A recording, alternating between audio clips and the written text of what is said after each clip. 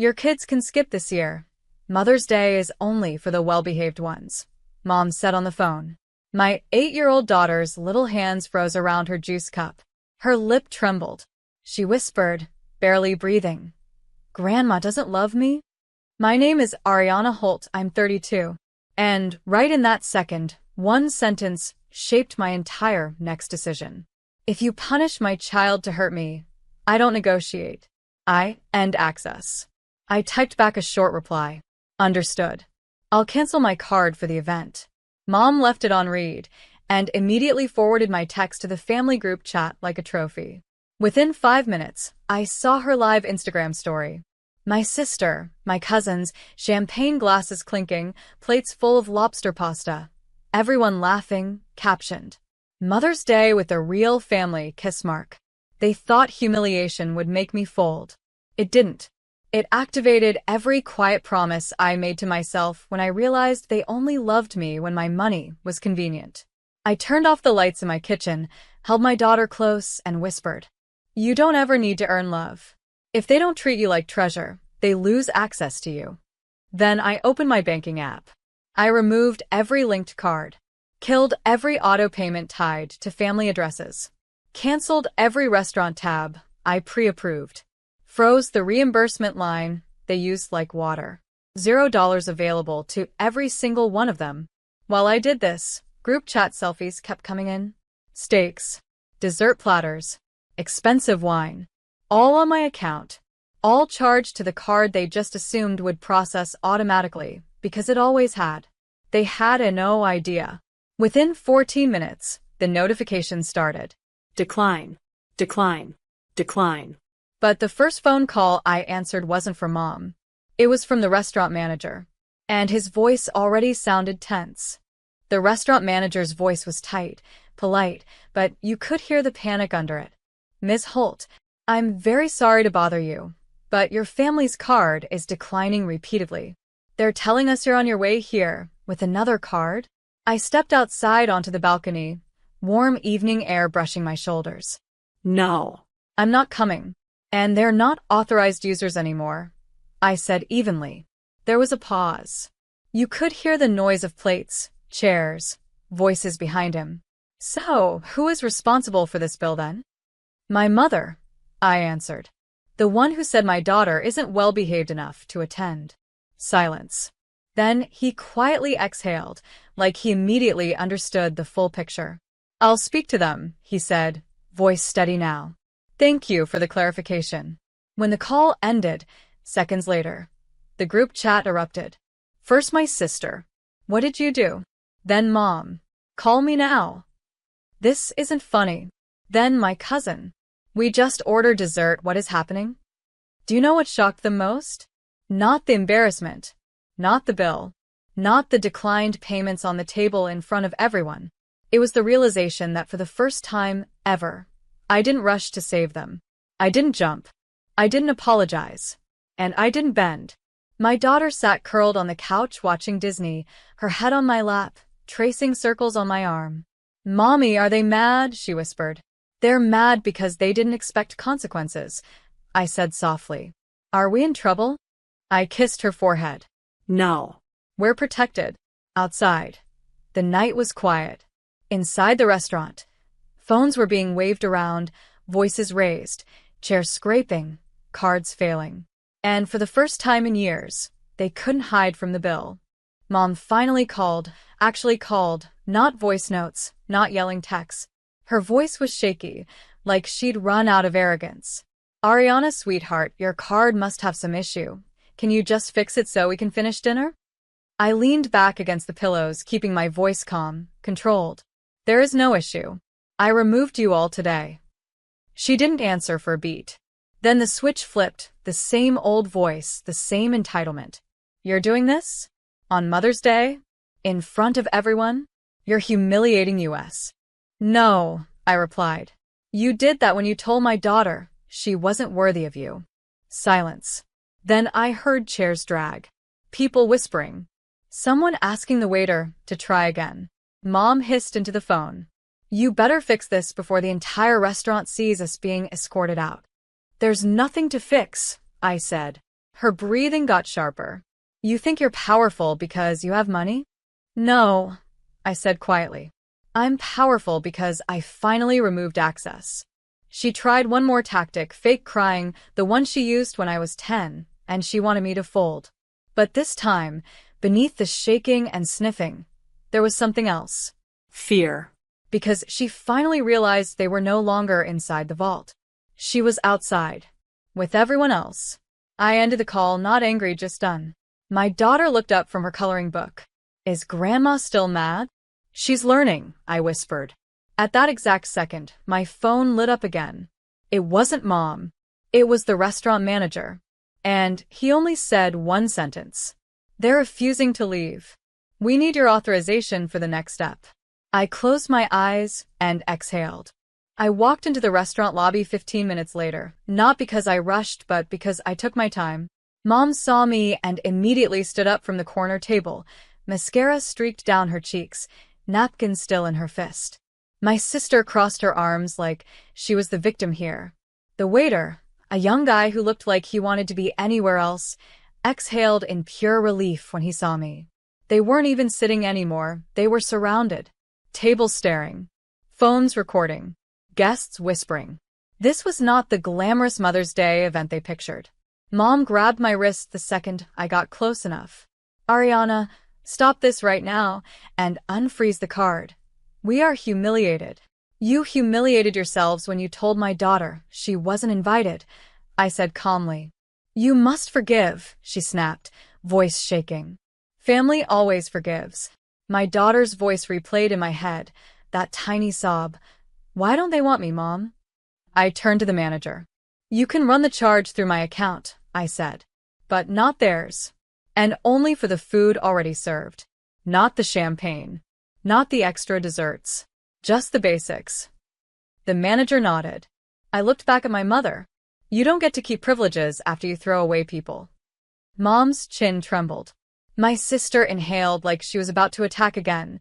Then she saw the look in my eyes and backed down. For the first time in my life, they understood there were consequences.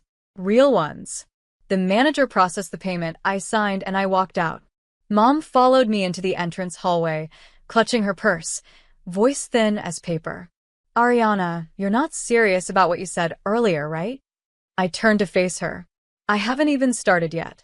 She stood there speechless, like she didn't recognize her own child anymore. The elevator doors slid open behind me. I stepped inside, slow, deliberate, never breaking eye contact. She stayed frozen in the hallway. And right before the doors closed, she whispered, "What are you going to do?" I didn't answer, because there was nothing left to say, only proof to deliver. On the drive home, my phone buzzed nonstop. Dad calling, my brother calling, relatives calling, screenshots, voice notes, all of them suddenly worried.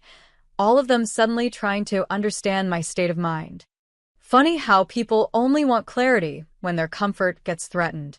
When my daughter was crying, they were silent. When it's their luxury brunch collapsing, they discover urgency.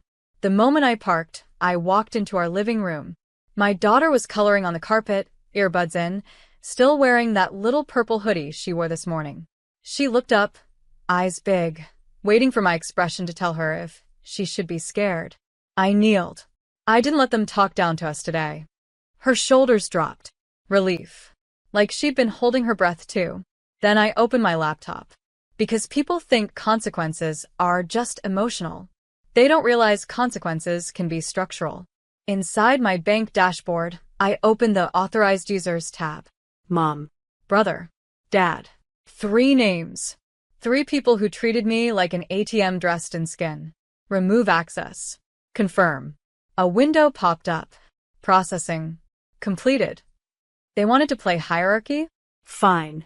Let's see how they operate without access to the very woman they declared not well-behaved enough for Mother's Day. And the next morning, the real fallout started. 8:07 a.m. Before I even finished brushing my teeth, my phone lit up like New Year's Eve. 15 missed calls. 9 voice messages. 6 texts, urgent. Pick up now. Mom first. Then Dad. Then my brother. blowing up like a malfunctioning fire hydrant. I didn't answer a single one. I poured my daughter's cereal, packed her folder, tied her shoelaces. She hummed a song from TikTok like nothing in the world was wrong, because for her, nothing was wrong. That's the whole point. For the first time, the storm wasn't inside our home. It was happening outside, in the world of the adults who thought they ran mine. 10:14 a.m. Bank manager calls. Ms. Romano, your mother and brother are here demanding access. We informed them they're removed. They're not handling it well. I sipped coffee. Tell them to contact legal, not me. He paused. I already did. 11:02 a.m. My brother sends a photo. Him. Mom. Dad. Standing in the lobby of the bank like three VIPs who just found out their badges don't scan anymore. Message. Fix this. Now. 2 years ago, this would have broken me. Now, it felt like justice finally remembered my address. At 12:45, while heating pasta, my phone buzzed again. A different number. Ms. Romano? This is Linda from Family Affairs Counseling. Your mother scheduled a mediation meeting and listed you as attending. I actually laughed. They didn't ask me. Oh, they implied you agreed already. Of course they did. They never ask. They assign. I will not be attending, I replied. Make a note. She did. And while I rinsed the pan, I realized something. They weren't trying to make peace. They were trying to regain access. Everything suddenly shifted from emotional to tactical. And what happened at 3:17 p.m. proved it. 3:17 p.m. My phone vibrated with a FaceTime request from my aunt in Florida. We hadn't spoken in 8 years. The second I answered, she didn't even breathe before launching in. Sweetheart, your mother is hysterical. Why would you do this to your own family? They said you froze cards during Mother's Day. How cruel can you be? There it was. The smear campaign phase. The make her the villain phase. The last weapon they thought they still controlled. I kept my voice calm. Aunt Lisa, did they tell you they told my daughter she's not a well-behaved child? Silence. Did they tell you they laughed while she cried? Silence, heavier this time. Did they tell you they bragged about a luxury brunch while expecting me to pay the bill they hid from me? She blinked. No, they didn't mention that. Of course not. They don't include context. They only include control. Aunt Lisa, I'm not punishing them. I'm protecting us. I ended the call, politely, and blocked her number 2. At 5:51 p.m., Mom tried a new angle. A video call, holding my daughter's old baby blanket like some nostalgic emotional weapon. Her eyes red, voice cracked. Families fight, but money doesn't need to be involved. You can reverse all this. Reverse? There was nothing to reverse. This is the first time in my entire life I didn't fold. Mom, I said slowly, you're only upset because I stopped funding your cruelty. Her lips parted, like she'd been shot. Then I ended the call, mid-sob. I closed the phone, turned to my daughter coloring on the floor, and kissed her head. I'm breaking the cycle for her. At 9:28 p.m., my legal advisor texted me something that made my breath catch. It's time. 9:43 p.m. I sat at my kitchen island, laptop open, legal documents on the screen, while my daughter slept in her room with her nightlight glowing soft pink. My attorney's voice on speaker was steady, clinical. All family-linked accounts, obligations, joint access, and informal authorizations are now formally dissolved. You are legally insulated. No one can demand anything further. Do you wish to file the final notice? I looked at the blinking cursor. This wasn't revenge. This was the moment I became undeniably done. I clicked send. In less than 1 second, an entire lifetime of emotional debt was closed. At 10:11 p.m., Dad called from a different number. I answered, only because I wanted the final moment to be clean. His voice wasn't angry now. It was thin. Your mother can't stop crying, he whispered. Your brother feels humiliated. They feel betrayed. I stared at the steam rising from my tea. I felt that for 30 years, I replied. You just never noticed. He said nothing. because there was nothing left to manipulate. I'm not cutting anyone out, I clarified. I'm cutting myself free. He inhaled sharply, and for the first time, maybe ever, he heard me. Really heard me. Then I ended the call. The next morning, I drove my daughter to the botanical garden. We walked among the cherry blossoms. We laughed. We ate ice cream at 9:30 a.m. for absolutely no reason. Her happiness wasn't a battlefield anymore. It was ours. Pure.